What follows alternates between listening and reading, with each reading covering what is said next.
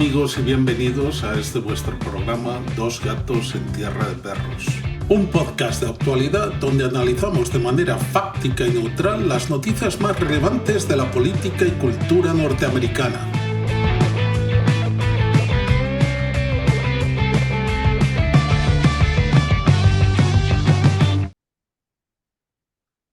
Hello, I'm Joe Magaja. Thank you, friends, for being with me for another episode of Dos Gatos en Tierra de Perros.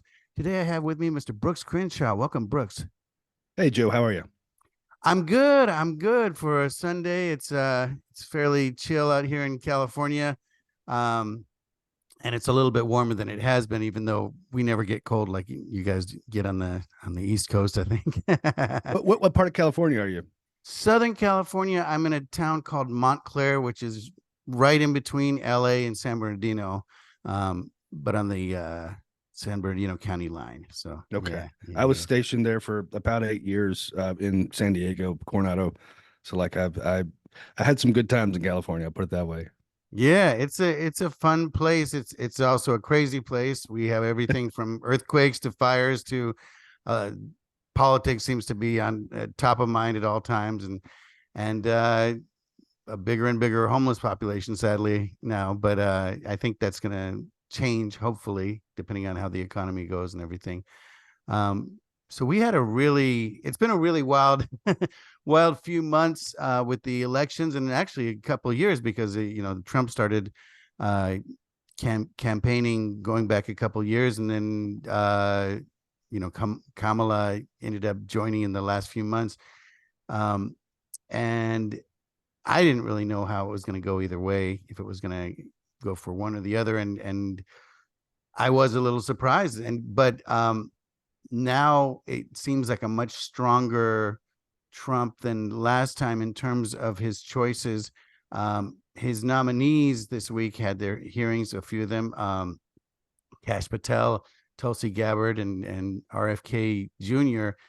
And the attacks against them were kind of, I thought, ridiculous in terms of how it went. How do you think that all went? So you touched on it initially, the difference in the two Trump administrations as you're kind of seeing them play out, and I think there's a lot to that, and there's two major factors.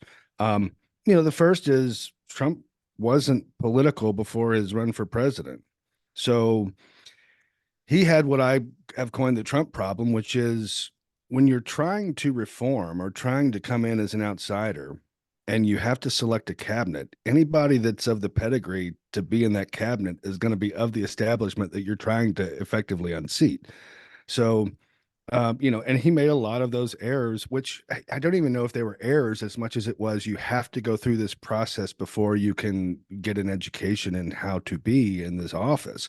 So the John Boltons and the Mike Pompeos were, essentially the exact opposite of what he was looking for. And it took him 4 years of iteration to kind of see what the office was like, but he's been in the Oval, which is something that none of the other candidates outside of Biden, who probably doesn't remember much of it, could say.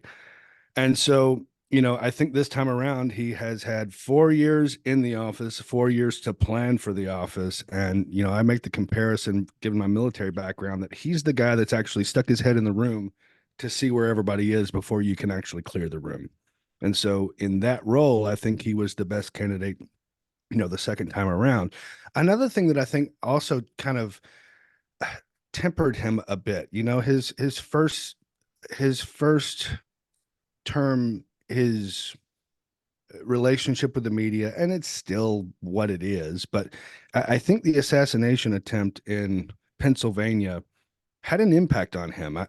Given my background, I know a lot of guys, and we've kind of flirted with death, and that makes one relatively introspective and matures a part of you, makes you think beyond yourself and beyond your own life. And an example of that was after that incident, he was debating or, having an argument with one of the CNN anchors.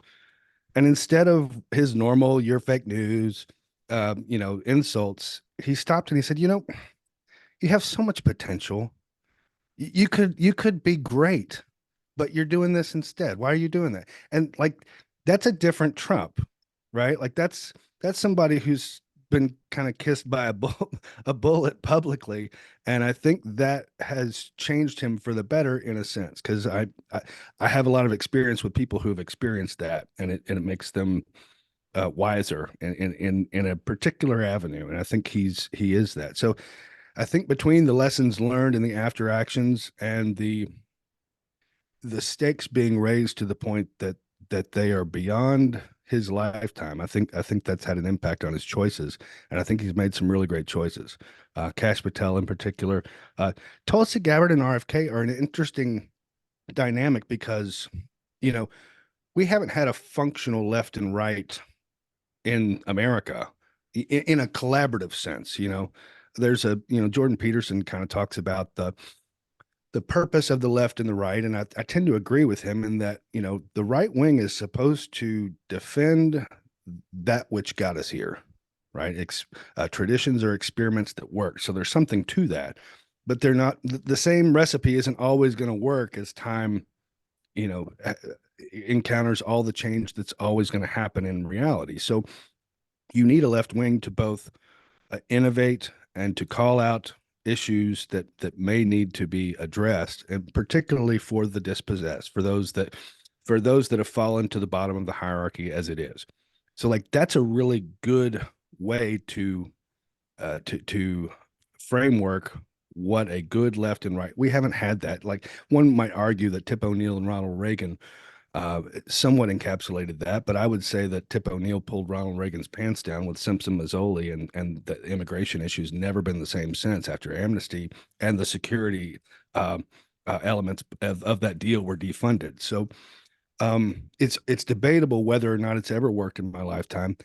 I think Trump kind of understands that, and he's kind of homebrewed this center left element in his ecosystem so that you can have those.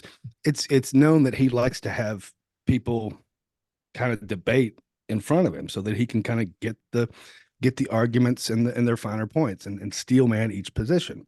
So having Tulsi Gabbard, having RFK, and some of the former Democrats, and I would say that they still are if the Democrat Party was what it was set out to be. So yeah. Yeah, I agree. And I think also in terms of the assassination attempt, I think that turned the tide for a lot of people in this country, because of the way he reacted to it. He didn't run and hide. And I mean, right away with the fight. And then on top of that, there's a thing that happens across the world. It happened with Franco back in his time in Spain, where he dodged a bullet, and it was almost miraculous. And it was basically an assassin was going to shoot him, and a fly landed on his coat, I believe. And so he flicked it and moved, and that was right when the bullet passed. And the Moroccans have I can't remember, a friend of mine told me what the word is, but there's a word in Morocco for people that are blessed and seem to be almost eternal, and they're considered to be chosen by God. And it was really miraculous that Trump survived that. I mean, basically, he turned his head right at the right time, even a millisecond earlier, and it would have just gone right through him, which is crazy. It was not only crazy, but the lead up to it. I was an intel guy for Naval Special Warfare for the West Coast SEAL teams, and part of my responsibilities would be to do a workup. And after my military time, I did some security, high tier personal detail security in Nashville.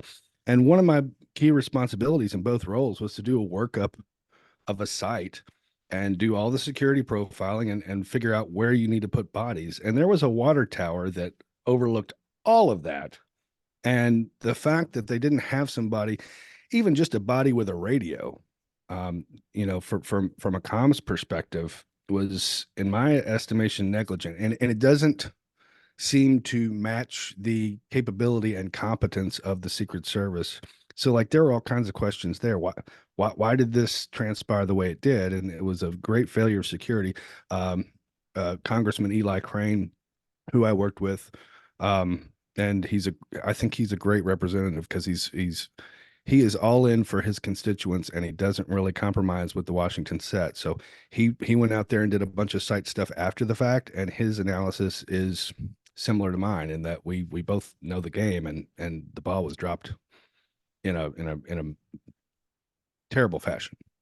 Yeah, I mean, a lot of that seems to be from the higher ups, pulling people off the detail, and so they were short staffed, and then on top, because there was, I guess, a Jill Biden event that same day, and they, of course, there are different levels of people in every department, but he clearly wasn't the priority. And then on top of that, I mean, there have been so many issues with that because, they kind of tried to blame the local police for not taking care of things when it really, the local police are basically just there to protect the perimeter. Yeah, exactly. Yeah, any advon, we call it an advon. It's an advanced party that would come out and run an analysis of the scene. That water tower should have been a center of gravity for Overwatch, and it just, the fact that it wasn't is day one, week one, kindergarten. Yeah, for sure. Well, the plane crash this week was also very shocking, and the fact that it took place in DC, it just brings more attention to everything. What are your thoughts about that, if any?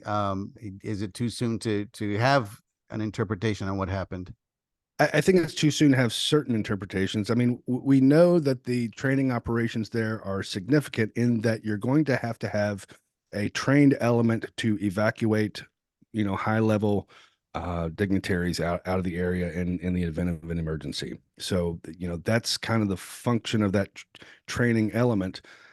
We know that the pilots had, I believe, 1,000 hours and 500 hours respectively, which is, significant experience. We don't know how many of those hours were on nods or on night vision. So, the fact that they were running night vision for the training exercise, they were out of their historical route by significant distances. We don't really know. Bill Ackman had a pretty good conversation on Twitter. He'd had several 60 pilots, and I've got 60 pilots in my network that I talked to. I haven't really talked to them about this yet, and I probably should. But their take was kind of a blend of the FAA, the short staffing of the air traffic control.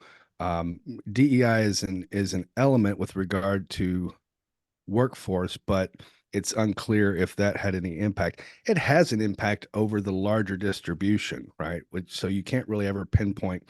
And, I'll go back to Ayn Rand, given the fact that we've had a crash in Philadelphia, her take on a lot of this, because she saw it happen in Soviet Russia after the Russian Revolution. Planes start falling out of the sky and trains start derailing, the less competent the people in those roles become en masse. And so I think unless we get a grip on this and return to merit as the key factor for advancement, we're going to have more of this. And it's always difficult to point to a single entity because it's this large system, right? It's this ecosystem that you can't always pick out where the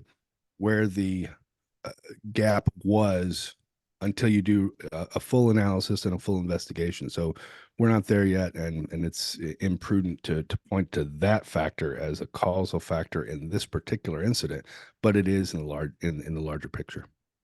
Right. And from what I understand, the air traffic controllers were short-staffed.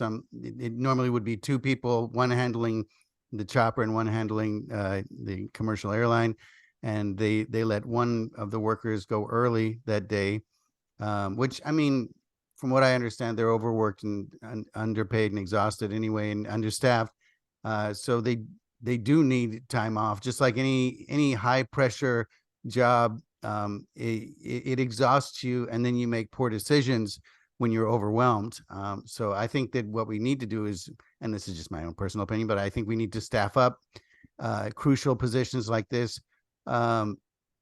because otherwise more issues like this are going to happen, just because, when you're understaffed, and and this is not a judgment as to like the freeze that Trump has done across the board on the government agencies, because that's different. There are agencies that are overstaffed and that are also where people have seniority and don't do much. I remember seeing somebody saying recently that if you leave Washington, D.C. and get on the road at about 2:00, it's already packed because people don't even work a full 8 or 9 hours, like in most positions. So, but I think that in crucial positions, that a lot of it is just mismanagement of money. Our infrastructure needs a lot of focus. It wasn't that long ago that we had that bridge in Maryland that collapsed, which was connected to the port, a crucial port for the East Coast. We need to focus on our roads, our highways, our bridges, and we're not doing that, and problems are happening because our rail system, like with East Palestine, that was something that of course the cause of it had to do with the private sector as well, but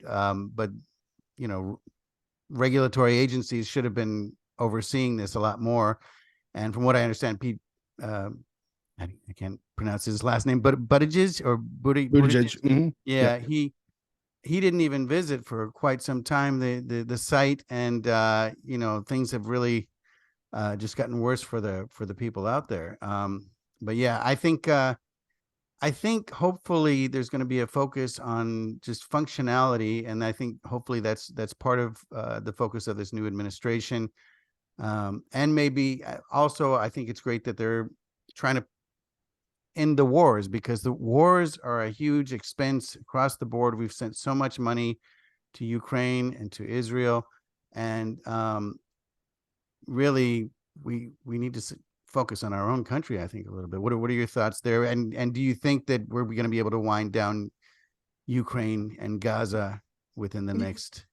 Yeah, so you covered a lot there. I would first start with, when you talk about East Palestine and some of the other issues that are, so there's two dynamics here at play, and often one group of people will point to the other issue, and another group of people will point to the inverse issue, and really it's both. And there's a corporatist kind of relationship, incestuous with the large players and the state. And this is historic, and there's competitive advantage to doing this because it's difficult to stay on top. And one of the ways that you can stay on top is to court the state to build barriers to competition so that you can stay there. That was raised by one of the 60 pilots that Bill Ackman was talking to with regard to the FAA and its relationships with some of the larger players at the expense of quality, safety, and competition. And, traditionally somebody on the left would point to that, and people on the right would point to DEI. It turns out both of those things are happening in the same ecosystem, and it's complicated, but both of those things are problems that need to be addressed. And so we have historically had this system where the left points to corporate and the right points to government. And in the last 8 to 12 years, that shift, we've had this shift where the left is all in on both, and that has kind of changed the line. We've had a line shift in which you have traditional establishment on one side in favor of censorship, and then you have a traditionally conservative / libertarian bent, and then also some of the true believers on the left that believed in the principles of free speech and free elections, waking up and saying, "Oh, wait, I'm in bed with a bunch of people that don't really believe this. They were just using it to amass power, and once they have power, they're going to shut the levers off." So figures like, Barry Wise, Elon Musk, people who are traditionally of the left have had this shift of paradigm. And that's an interesting development. And I think that bolsters the fact that we're going in the right direction when we attempt to address these things, because it's kind of a ragtag crew from across a wide spectrum historically. And I think that's a good thing, because that's more voices and more debating in open public the points, and that's the road to improvement. With regard to what was the rest of your question, Joe? Oh, I just wanted to know if you thought we'd be able to wind down the wars The fairly wars. quickly. Yeah. Yeah. So Trump is he's tying back to the notion of Reagan, peace through strength. I think he's been successful in that, and he's made some targeted surgical strikes um, in Iran with um, uh, Soleimani, the general, taking him out, al-Baghdadi. So, some of those surgical strikes are exactly what we want a commander in chief to do without, dragging us into long, protracted campaigns. I don't think Ukraine likely would have kicked off had Trump been in office. However, in the final analysis, I tend to think that the way 2020 worked out was probably for the best because the general population got some really relevant A/B testing to see, okay, we had Trump, this was 4 years, now we have Biden. This is different, and we liked the former, and that's kind of how 2024 shook out, and for the best. So, while I wasn't happy with 2020, in hindsight, I see that this was actually probably the best way. Um, there's a lot to be said about NATO's move to the east with regard to, especially with regard to Ukraine. So, it appears as though the same, what would we call it? Corporate military industrial complex. And listen, I was 10 years in the military. I've worked in defense. I've done a lot of research after the fact for DHS and DoD and advanced technology. So, like, full disclosure. But at the same time, we spent 20 years in Iraq and Afghanistan, and I worked with a bunch of people that were aggressively attempting to win the campaign. And we encountered multiple people at higher levels that it was apparent that they really were not interested in winning. It was more about the corporate relationships, I would say loosely. So I tend to think that Trump is good for international defense. I think he has a sensible framework of policy that he wants to avoid the long protracted. We're not going to get dragged into, the graveyard of empires with him, but we are going to take preemptive action to take out key figures that are planning, large scale attacks in the attempt to drag us back into those protracted campaigns. Yeah. Yeah. I think basically, like you said, there are a lot of corporate interests at stake here. I believe BlackRock has already contracted to rebuild Ukraine when the war is over, which is another multi-billion-dollar project. And where's that money going to come from? It's going to come from us. They don't have the money. I mean, there's no way that Ukraine could ever repay the amount of money that we've invested in their country at the cost of really their youth. I mean, they've lost a whole generation. And It's a lot of potential. Yeah, That's been sacrificed. Yeah. And that's a big deal for me. Like, that's something my personal experience has kind of put me on mission with regard to, I lost some really amazing friends that, if you knew these guys, how amazing they were in their competence and capability and what they were going to do after the military. So part of my mission is trying to make up for the lost potential by cultivating it and realizing it in as many as possible. And a lot of that has to do with helping them with their frameworks in with regard to their navigation of reality. The loss of Russian and Ukrainian youth, the BlackRock involvement, same with KBR over the last 20 years.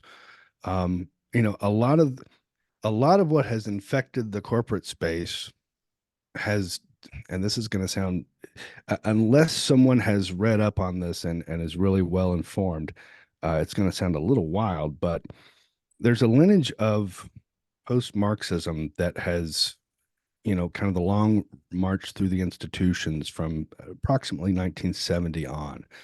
And that started to make its gains in the late 80s and early 90s in academia with the movement of political correctness.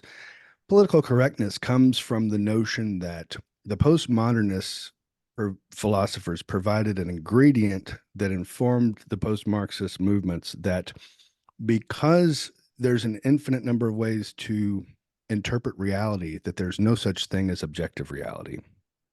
So because you and I might see different truths, there's no such thing as objective truth. And that particular ingredient is key, because the secondary assumptions based on that fact is that the only thing that matters is amassing political power. And once you have political power, you get to determine what is correct and incorrect, and hence the term political correctness. That, we used to laugh at that in the universities and say, yeah, but let them graduate and get into the free market, and they'll learn the way the world is, and that'll cure them of their ideological possession. And that was true for a time, but then we reached a political mass where, through the HR departments in conjunction with the universities, that started to make its way into the corporate space. And so, DEI and ESG are the proxies of critical theory, critical race theory, critical queer theory, et cetera. And most people don't realize that the back end source code of that is an adaptation of neo-Marxism through the academic set. And it's not as though Larry Fink of BlackRock is secretly a Marxist or a communist, but those types are looking for operational success, and woke as a form of critical consciousness filtered through the radical black lens of the 70s is a very effective operational unit in which you criticize something and call it racist until you control it, or call it sexist until you control it. And so it's an effective operational strategy that many will use because it will get them what they want. So it's not necessarily a bunch of ideologues. There are ideologues driving this, but most of your corporate set are just looking for, how do I get the win in the next quarter on my P&L sheet? And this is one way to do it. So Yeah. a long winding road through kind of history of how we got here, but like that's a lot of what's driving this. And so when you see a BlackRock pushing ESG and promoting it, it's not because they're ideologically bent in the neo-Marxist sense. It's because this is how we get what we want and we amass power. Yeah. In Europe, we call them, or they call them, limousine socialists. It's Yeah, right. people that Precisely. have billions of dollars, multiple houses, but they're talking about equality and stuff, and they're not really. I mean, they're making money off of it, and also that whole strategy of censorship, of attacking wrongthink, really goes against the American way of freedom of speech. We're supposed to be able to debate, and we don't have debates anymore, because they never talk about the issues. It always ends up being personal attacks. Okay, well, you're saying this because you're a racist, or you're a sexist, or blah blah blah, or you're part of the system. But basically, it's much like, I know in China, you don't have freedom of speech, and if you say the wrong thing, you can end up in prison or worse. And they promoted even people's children snitching on their own parents, and it was a very popular thing, and that's really scary. And that kind of thing is starting to happen here too, where children. We saw it in COVID. Yeah. It's crazy, and it's really sad. But I think part of that is also that institutions like religion and family, they take priority over state and other things. So people who want to control power want to split up, divide these people. But it's a tragedy to think that some family members are no longer speaking to each other because one got brainwashed into thinking that their parents are evil and ended up betraying them in a major way. And that kind of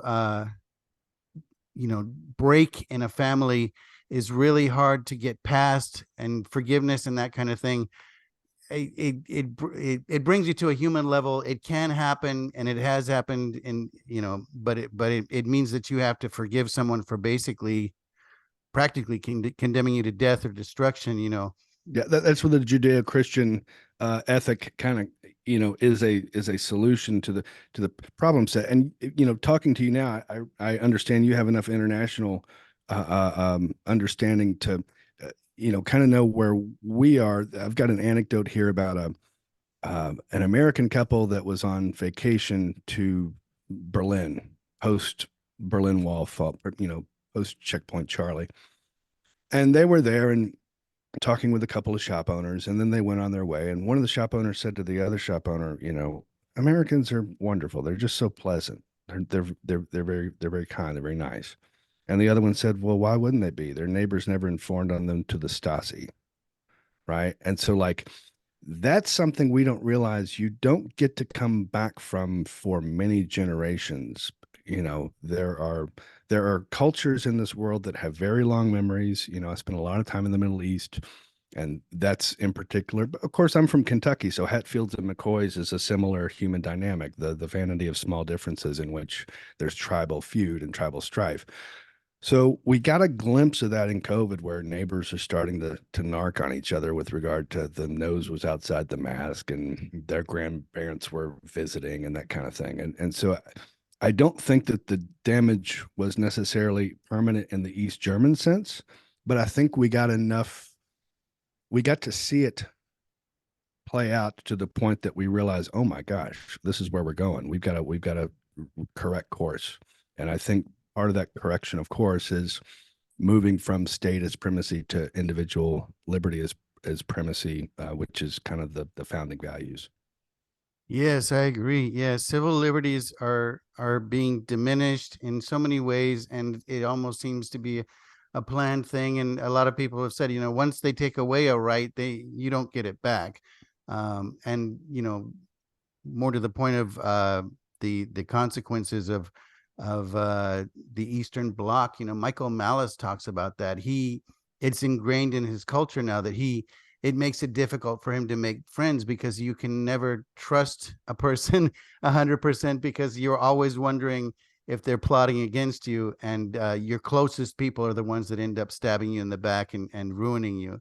And then ultimately they'll probably be ruined by someone else as well, which is what happened in the Soviet Union. It's a really almost an apocalyptic way of viewing things, or entropy, where everything just goes more and more out of sync. I know there's a big movement to get away from the dollar now with BRICS, Brazil, Russia, India, China, and South Africa. And there are many other countries that are joining, including Saudi Arabia, who have basically lifted their agreement that they had with us since the 70s, which is why we went off the gold standard and went to the petrodollar. How do you see the economy going in the future? Are you positive about it, or are you optimistic? Or I am optimistic in the short-term Trump era with regard to, his use of tariff makes me a little squeamish, as kind of a pseudo-Austrian in the economic sense, but there's a point to this, and the point that an Austrian or a libertarian should come to terms with is the fact that war is bad, war is destructive. War is often the excuse for the use of the broken window fallacy, if you're familiar with the concept. For the listener, the broken window fallacy is the story made famous by, I believe, Frederick Bastiat, and then echoed by Henry Hazlitt and Milton Friedman, in which a store owner has a hoodlum throw hoodlum. What year is this? A hoodlum throws a brick through the window and breaks the window, and so the shop owner has to hire the glass man to come in and replace the glass. And all of the other business owners look and observe this, and they say, actually, that brick through the window created business for the glass maker, so it actually stimulated the economy. The problem with that is that the shop owner intended to buy a suit from the tailor, and now he can't. The tailor doesn't realize that he's out the money because he didn't know that the market forces were going to come his way. So from the tailor's perspective, he might agree with the fact that the broken window was actually a stimulus to the economy when he was actually the loser in the transaction, but he didn't know it. So war is often, war is what got us out of the Great Depression and those types of myths. Um, you know, war does stimulate in a certain way, but it diverts resources from where they would have gone in other forms of innovation and problem solving in the market. So, that's where I think war is something we should avoid. However, there is a time for war. Economic warfare is the same way. I don't like tariffs in the same way I don't like war. There is a time for them.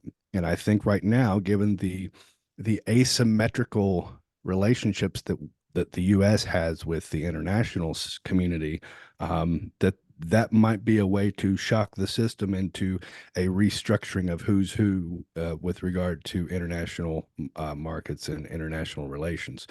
So I'm optimistic about the short term. I don't know the long term, Joe. It's that's going to be a matter of succession in the U.S., developments in Brazil, Russia, India, China, Saudi Arabia.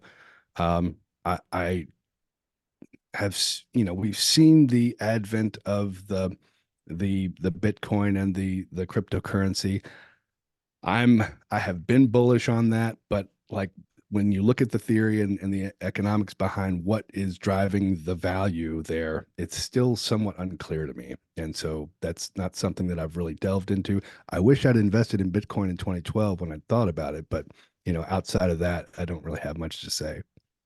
Yeah, I saw an economist talk about what the actions that Trump is taking right now to try and put the economy or set the economy straight.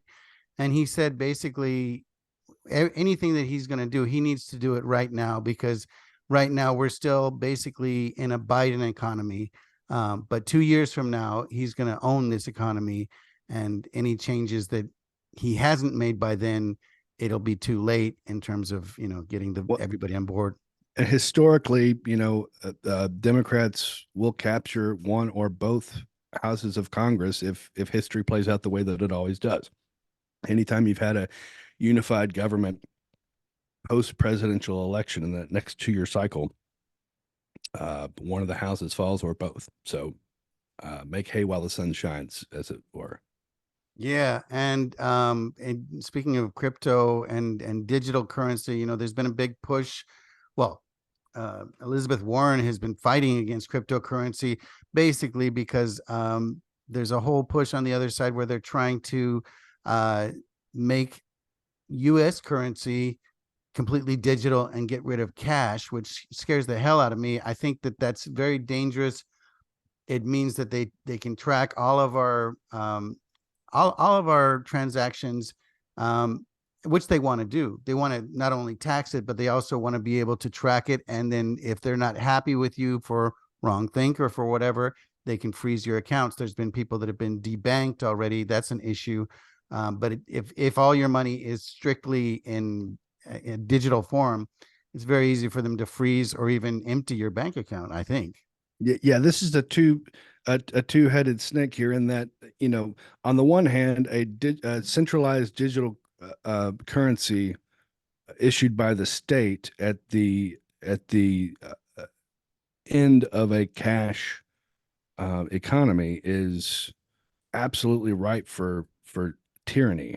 The notion of a cryptocurrency is the democratization of value outside of state purview, which is appealing to me, in which actually the state in that dynamic is the blockchain.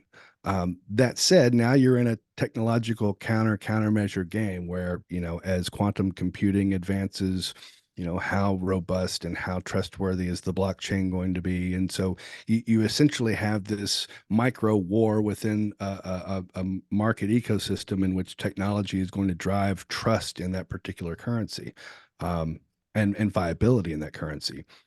So I see the private side as a potentially good development, provided it's implemented properly. Central digital currencies are exactly what you said. If they can debank you for wrong thing, that's it. You're over, and we can't do that. We can't go there. Yeah, I agree. I agree. I think that, Well, the whole point of cryptocurrency is to be outside the system. But just like anything else, you create something rebellious, and sooner or later the government figures out a way to get in there, and they're already changing or attempting to change some laws.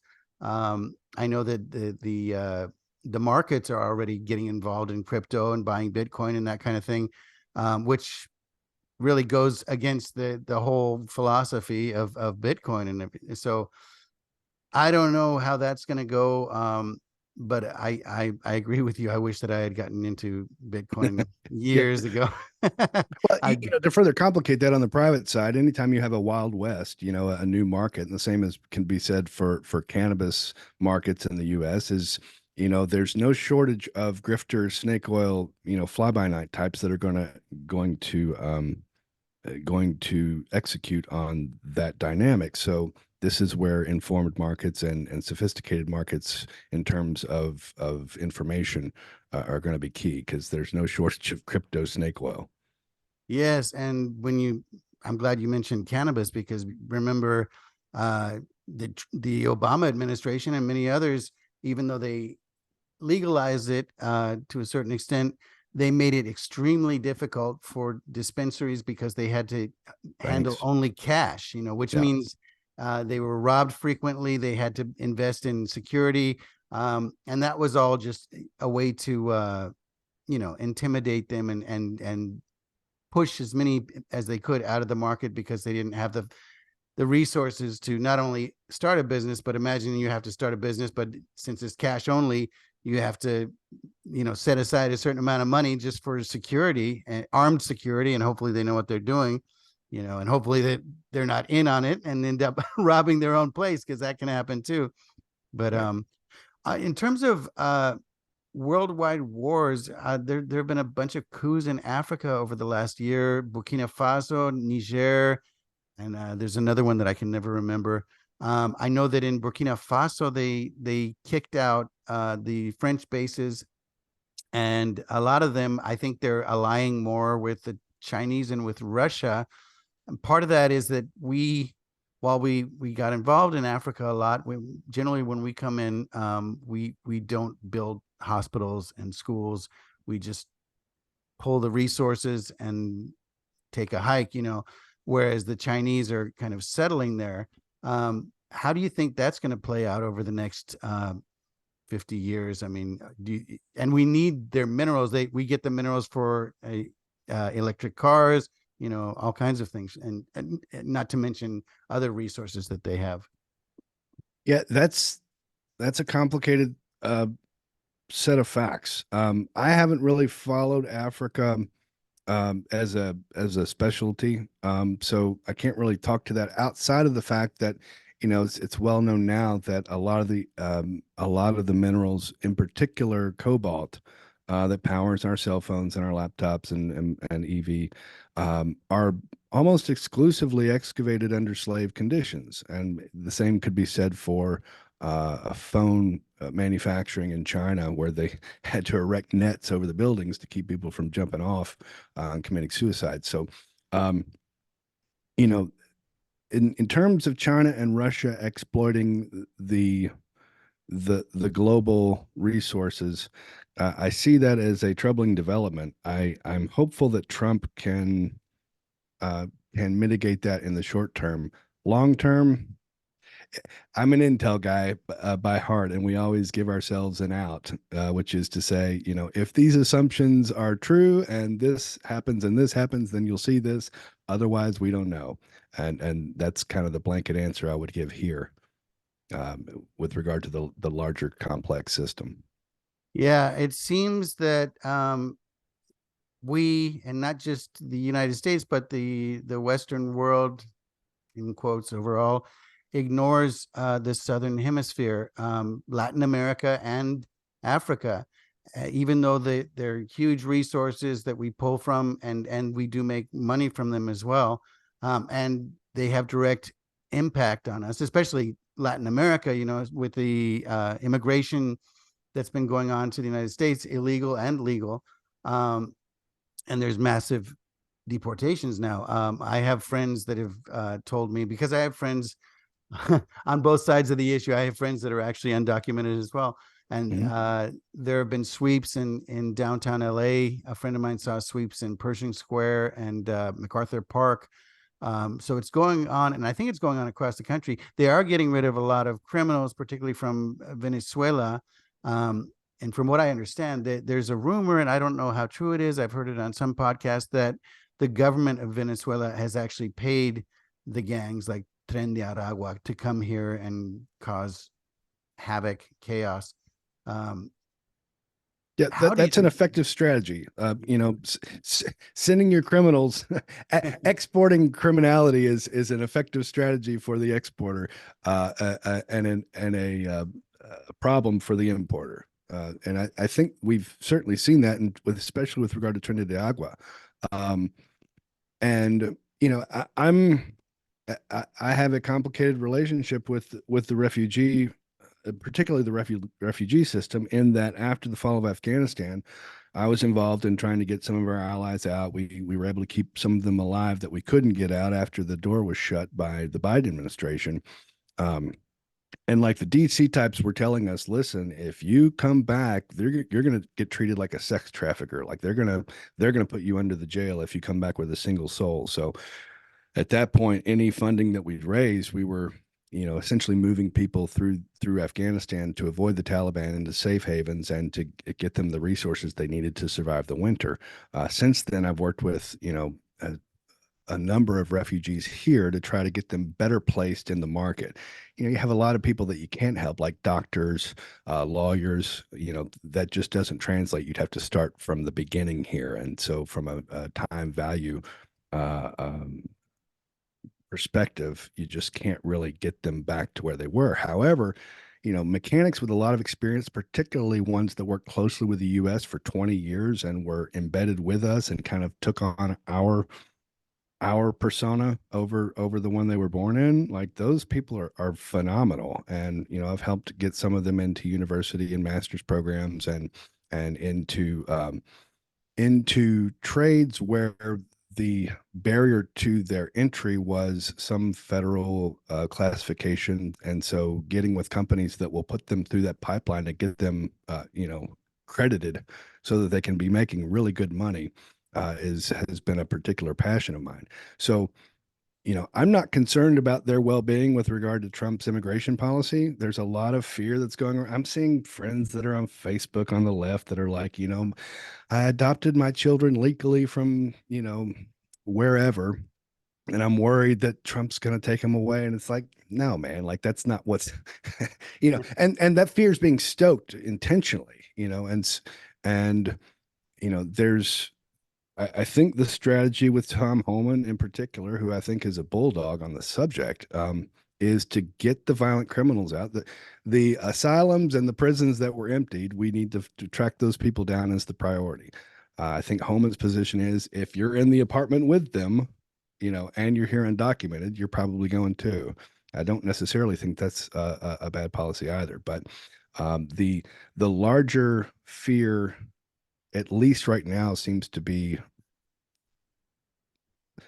unfounded, particularly if somebody's on the path, or they've gotten the if they've gotten the visa or some track that denotes that they're on the legal pathway. I don't think they'll be impacted, and if they are, that's when I'll speak up. Yeah, I agree. And that whole situation in Afghanistan was tragic in so many different ways. From what I understand, there were even Americans that were left behind. We had a roster of 1,100. Some of them were Rhodes Scholars. Some of them were American citizens. They were American citizens by Afghan birth, but like once you're a citizen, hey, and this is an administration that has really dropped the ball with regard to Americans abroad. Like we have a history of, if there's an American abroad and you mistreat them, guess what? Like we're coming for them, and we're gonna, there's gonna be a price exacted. Under Obama and under Biden, that has slipped, off the radar to the point where some international players are acting with impunity with regarding to Americans abroad. The 1,100 that we were unable to get back, Many of them were able to, daisy chain their way to safe countries. But the journey was made much harder than it could have been had they hopped into one of our C-130s and come straight to either Abu Dhabi or Qatar en route to the U.S. Yeah, yeah. What do you think of the regime change in Syria? I know that people say, Assad was terrible, but now we're kind of befriending Al Qaeda. What's going on there? Assad was terrible. Saddam was terrible. Gaddafi was terrible. The Shah, from some perspectives, was terrible. We've played this game historically over and over and over again, and there's a meme for this that shows, the rockets coming in from Gaza into Israel and the Iron Dome coming up from Israel to meet the rockets. And on one side it says, "My tax dollars paid for this, and it also paid for this." And so, like, that's absolutely the dynamic at play. I got out before the Syrian operations. I have friends from the SEAL teams that were there, primarily offensively. They really took it to ISIS, Al Qaeda. There were actually also some Russians there, Hezbollah elements, and so they were targeting effectively in those years. It appears as though we funded, just like always, the forces that unseated the tyrant warlord who is terrible, but for the alternative. Saddam, say what you will about him, Iraq was fairly stable, but he was terrible. This is also something that the average American just can't grasp because they view liberty and abundance as the default. And, I succumbed to this after 9/11. I joined the military after 9/11. I'm going to go fight the war, blah, blah, blah. And I thought in my head that we were going to go liberate Iraq and we were going to hand them a DVD of Jeffersonian Republic and liberty, and they were just going to adopt it and be free, right? And it turns out, unless your country and your culture goes through the lineage of ideas organically to get to that position, you can't hand it to them. We in America have this lineage of ideas that were compounded on and built upon iteratively, and it goes, Greco-Roman philosophy, Judeo-Christian ethic, Scottish Enlightenment, Magna Carta, British common law. Like, you have to go through this particular evolution to arrive at and understand the utility of where we are now. You can't hand it to them before they've, in a pre-Magna Carta society, you can't hand them American representative republic. You can't do it. And so that's one of the problems. And in the absence of that, centralized power is the default. And so that's Saddam, that's Assad, everybody else that I listed. And that's the only thing that creates stability.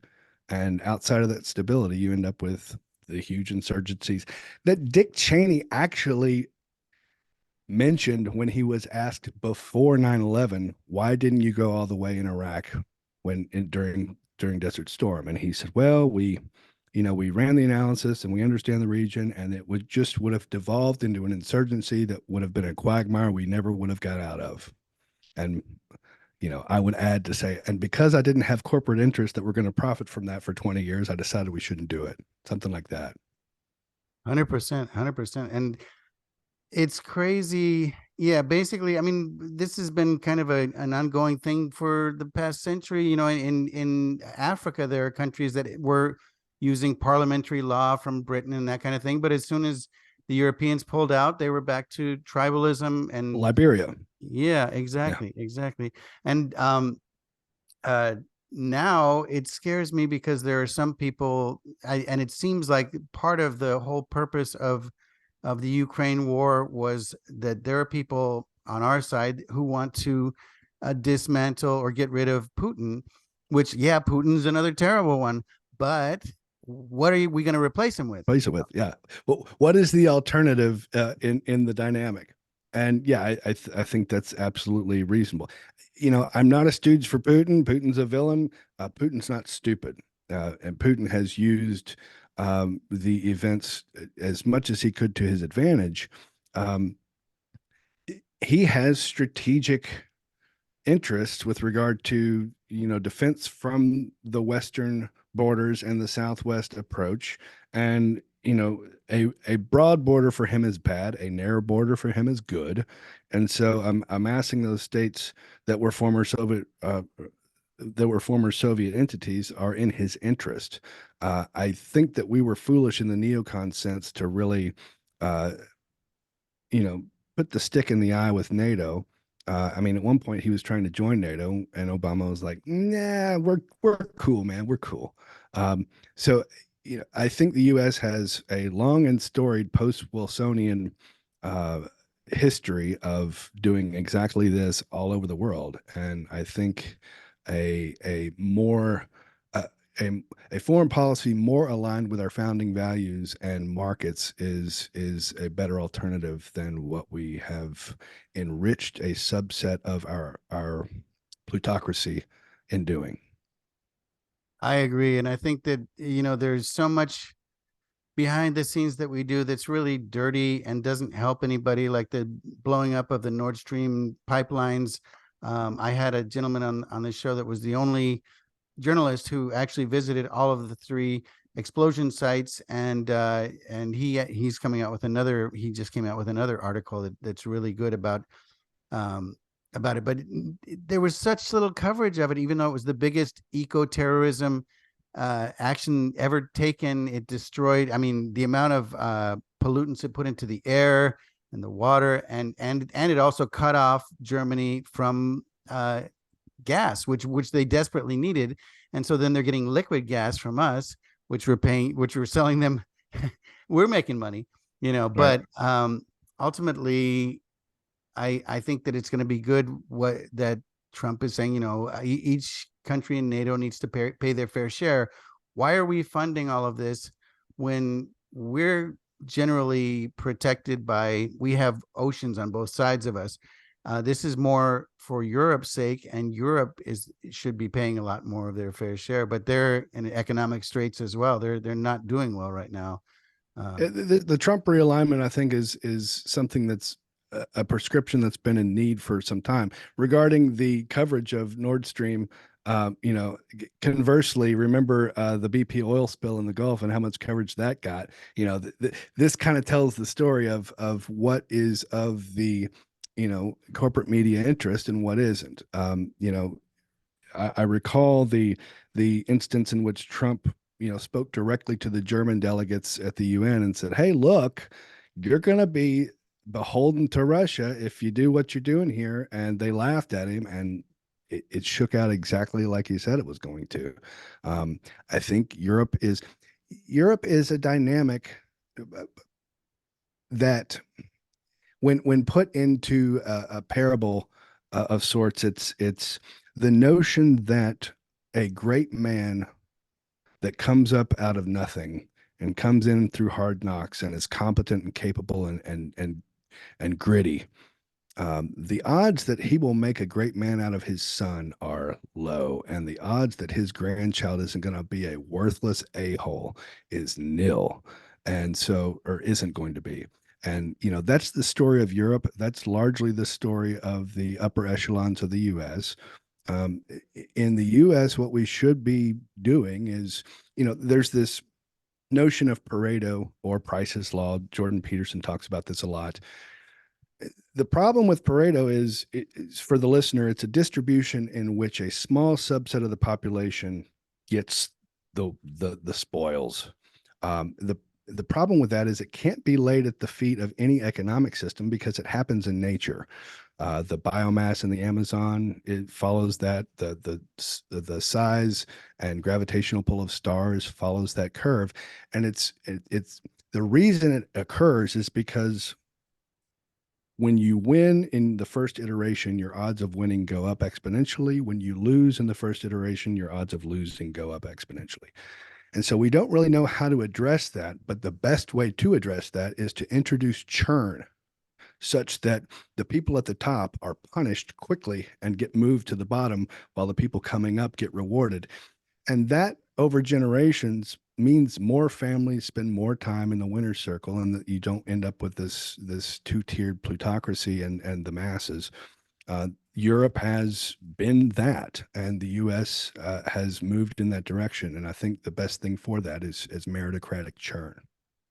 I And agree. yeah, Yeah. I was gonna say, I recently interviewed a gentleman in Spain who ran a Wi-Fi company that covered Wi-Fi even in San Francisco and in New Orleans, and he ended up being convicted of fraud, and he's still awaiting sentencing. But it looks like it's going to be 18 years. But he's been waiting sentencing for 10 years. But some of the positive things that he said about it were that it was a company that made billions of dollars, which very few companies in Europe do. But it was also a company that was built by a person from the lower middle class, whereas the majority of companies in Europe are run by old money, legacy, and they're not run very well. And you look at people with old money here, and I agree 100% with what you said about children and grandchildren, because look at the amount of suicides that rich kids have. And I mean, people joke about it because they're like, poor kids don't have time to think about suicide. They're trying to, struggle and get through stuff. But it's a constant struggle. People are constantly trying to hold on to the money that they've got and that they've inherited and pass it on to their kids. But then also there's the lack of values. And I think that a lot of what's going on in our country right now with this shift is that the elite who've had this money and this power for so long are completely out of touch with working class people, and they're not interested in what they have to say, and they think they're better than them, and they think they can tell them, well, you're oppressed, and I'm going to tell you why you're oppressed, and I'm going to tell you what you need to do to get out of it. And the ones lucky enough to go to university get completely put into that system as well. So DEI and affirmative action are an attempt to address the aforementioned problem, and it is a problem. It's just that solution exacerbates the problem. It's not functional, and more often than not, the dirty little secret is that it has been affluent minorities that are of means that actually benefit more than, say, the poor kid in Detroit, right? It's what it promotes it is doing, and what it has actually done is not aligned. It's out of alignment. Yeah. And I mean, ultimately, handouts seem to be the way that people think they're going to make people's lives better. But it doesn't. It's like people that win the lottery, they have tragic stories because they don't know how to handle their money, and they don't, when you're given something, you don't value it in the same way as if you earn it. Being worthy of if you're not worthy of any money that comes your way, it won't stay with you. Like that's one of the rules. And Rand talked about that at length. And that's exactly what's happening with the lottery winners, right? Like a windfall comes their way, they're not worthy of managing it because they haven't incrementally built up an understanding of how it works. It was just dumped into their lap with no training manual, and then all the wolves and everybody you went to school with is coming after you looking for something. Yeah. Your second cousin's calling you, remember me? I have a business I need to start. I need $2 million worth. Yeah. And I mean, really, I think that with the lottery, they should provide a financial planner to help these people so that they can actually not ruin their lives through the lottery, because there are so many. I think there was even a mini series about the amount of tragedies that came out of lottery winners. It could be a market solution. A firm could set itself up as, when you win the lottery, if you hire us for a small percentage, we will, provide you with economic education, and also manage, kind of be the accounting manager that you have to kind of answer to. And we have best practices, and these are our success stories, and these are the people that didn't use this. And you can show the market figures that would actually substantiate such a business model. I agree 100%. Well, Brooks, I think we're at about an hour. I appreciate so much you're coming on. Where can people find you on the internet? You can find me on Twitter at Crenshaw Actual. I write a Substack called the Datalist Thread, in which we kind of look at the inherited value of story and its use as a framework. whether ancient mythology, the Judeo-Christian, the biblical narrative, these are all inherited, refined stories that really kind of cultivate a complex understanding of how to be in a given context. So you can find me there at Substack. The Daedalus thread, Daedalus is in Daedalus and Icarus, from the Greek myth. And yeah, give me a look, and I look forward to seeing you on there. Awesome. Thank you so much. And I definitely want to have you back. So much is going on. And I think it's going to be a big year for, for news, both locally and worldwide. A lot of stuff going to shake out, Joe. For sure. And thanks to all our listeners. And until next time.